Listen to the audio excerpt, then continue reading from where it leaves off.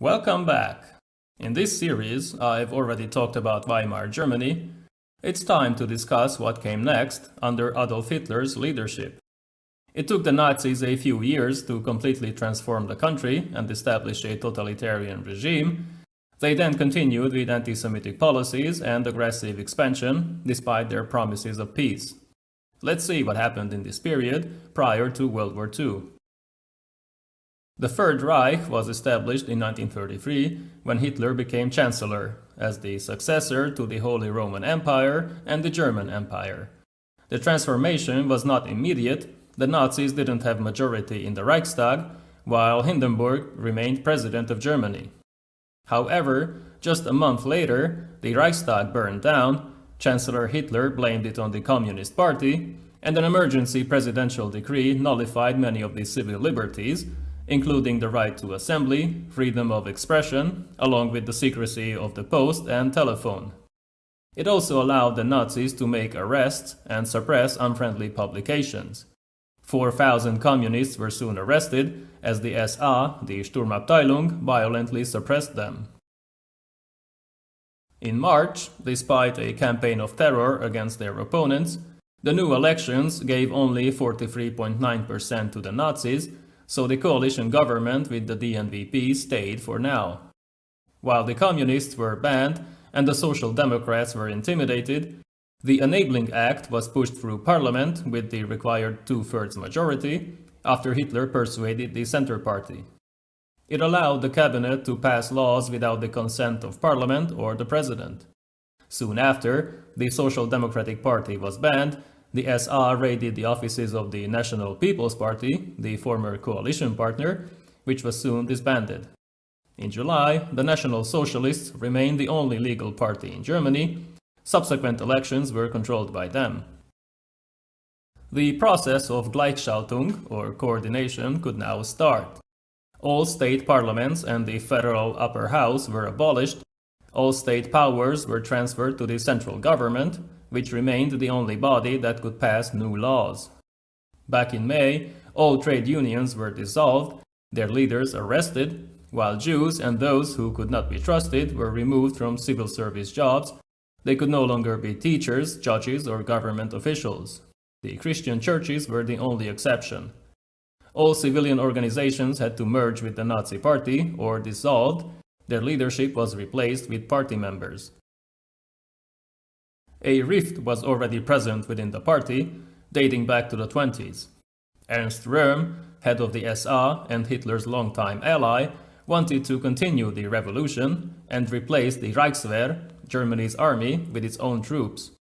Hitler had to choose between his paramilitary organization, that had 1 million members, and the army, and that was of course backed by all military leaders and the industry. He chose the army, so in June 1934, the SA leadership was called to Bad Wiessee, where they relaxed and engaged in kinky bedroom activities, only to be arrested and shot, along with former left-leaning members of the Nazi Party like Gregor Strasser and other political opponents like General von Schleicher. Hitler of course knew that Röhm was homosexual, but he never used this against him because he needed the stormtroopers. I should note that Hitler's own sex life was questionable. Allegedly, he wanted his mistress to urinate on him. He was German, after all. It's not like today's politicians are any different. I, for one, would gladly pee on any of them. After this incident, the SS became the most important organization within the party, slowly gaining more influence. In August, Hindenburg died, the president's office was abolished, and Hitler became Führer of Germany, its head of state and supreme commander of its armed forces, so the totalitarian dictatorship was now complete. The first concentration camp was already up and running at Dachau, where political prisoners were sent to be re-educated. This was followed by many more camps later on, to remove all those from society who were deemed undesirable. According to Nazi ideology, Germanic peoples were the purest, the Aryan race, followed by other Western European peoples, but Slavic peoples were deemed inferior, while the Roma and Jews were subhuman, who were not members of the same race. Hitler desired eastward expansion to create a living space for Germans.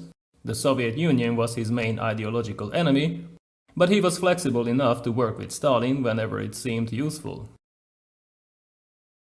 The economy was still in a bad shape. This had to be fixed. Massive public works projects commenced, relying on deficit spending and money printing, a scheme developed by Dr. Hjalmar Schacht to reduce the number of unemployed, which reached 6 million. Almost 2 million new jobs were created in the first year. Average wages began to rise, while imports were regulated to reduce foreign competition and improve the balance of payments. Synthetic replacements for oil and textiles were encouraged, aircraft manufacturing was ramped up, Germany was already preparing for war. A network of highways was built, more credit was offered to private businesses, although women were pressured to stay at home and out of the labor force, until 1937, when a shortage of skilled laborers began to cause problems. Instead of social welfare, social Darwinism was preferred by the Nazis, but because of the Great Depression and to boost their own popularity, they had to provide some help to those in need. However, donations were forced, assistance was provided on racial grounds, while strikes were outlawed. They replaced trade unions with the German Labor Front, which also included employers. It didn't really represent workers. At the same time, a leisure organization was set up under the name Strength Through Joy. It provided affordable activities from concerts to holidays, using its own fleet of ships. A new plan was set up to manufacture an affordable car for the people, but the KDF wagon was not ready when the war broke out. Later, it became the Volkswagen Beetle. Still, Nazi Germany was not a workers' paradise. Real wages, after inflation, dropped by 25% until 1938. A military buildup became the highest priority right after seizing power. Hitler wanted to abolish the Versailles Treaty and start a new war by 1942. For this, he needed a strong army, while the navy was of secondary importance as he desired alliance with the British. Germany withdrew from disarmament talks and the League of Nations. Within 2 years, spending on the military reached 10% of the national income, but the Navy also proposed serious expansion, with a plan to build 8 battleships, 3 aircraft carriers, 8 cruisers, 48 destroyers, and 72 submarines. The army wanted to have 300,000 men by 1937. By that time, the new air force, the Luftwaffe, was also established, although further expansion and modernization were badly needed. Naturally, big business, which supported the Nazi regime, benefited greatly from this. Along with the GDP, their profit continued to grow as well. In 1935, the swastika flag became the only national flag. The Horst Wessel Lied, which was the party's official song, became the second national anthem. The Nuremberg Laws were announced in the same year, after meetings between Hitler and British and American eugenicists. They stripped Jews and other minorities of their citizenship, but mentally or chronically ill people were also targeted. Other limitations were imposed, while Jewishness was better defined. These restrictions were temporarily moderated during the 1936 Berlin Summer Olympics, but in 1938 more limitations followed. Jewish physicians lost their certifications, Jews could not attend cinemas, concerts, or schools, and robbing Jews became legal. The People's Court was created for those accused of political crimes. Later on, all crimes were tried in the court, relying on Nazi common sense. Territorial expansion soon followed, although in the first round, Germany had to regain control of its own territory. The Saarland voted to return in 1935. A year later, German troops entered the Rhineland, ending its demilitarization. France protested, but took no action. They didn't know the German troops were ordered to retreat in case of French opposition. The first 3 panzer divisions were created. The army began to motorize, while the Luftwaffe quickly expanded and tested its latest planes in the Spanish Civil War, in which Hitler interfered.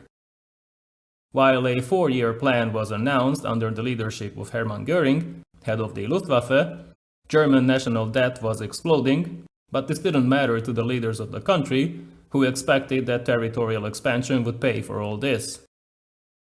The next target was Austria, which became part of the Third Reich in March 1938 through a peaceful invasion. Hitler rode triumphantly to Vienna and proclaimed the return of his homeland. Nobody really objected when Germans joined other Germans, but when Hitler increased pressure on Czechoslovakia, a French ally, the great powers voiced their opposition. In the end, Britain and France abandoned their Eastern European partner and convened in Munich in September, where they agreed to give the Sudetenland to Germany. Once again, German troops marched in. The local German population greeted them enthusiastically. However, Hitler was not satisfied. Despite making promises of peace, a few months later, in March 1939, he simply occupied Bohemia and Moravia, the Czech part of the country, and allowed Slovakia to establish its puppet government. The next step would be Poland, but I've already talked about that in another video. Thank you for watching. I hope you found this episode informative and useful. See you in the next video.